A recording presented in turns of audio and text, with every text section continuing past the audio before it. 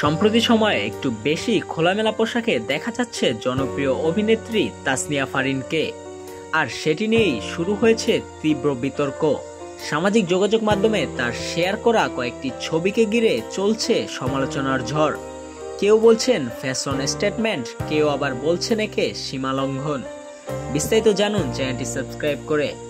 ইনস্টাগ্রামে ফারিনের নতুন কিছু ছবি এবং ভিডিও ঘিরে অনেকেই প্রশ্ন তুলছেন, এই পরিবর্তনের পেছনে কি অভিনয়ের প্রয়োজনে তৈরি হওয়া নতুন ভাবমূর্তি, নাকি এটি তার ব্যক্তিগত স্টাইল? কমেন্ট সেকশনে কেউ প্রশংসা করছেন তার আত্মবিশ্বাস আর আধুনিকতা, আবার কেউ তুলছেন রুচির প্রশ্ন। একজন তো কমেন্ট করে বসেছেন, শরীর দেখানো কিছু কিছু মেয়েদের স্বভাব নয়, নেশা।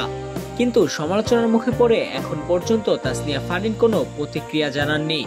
তবে অনেকে মনে করছেন একজন শিল্পী তার নিজের পোশাক বা জীবনধারা সম্পর্কে স্বাধীন হবেন, এটাই স্বাভাবিক।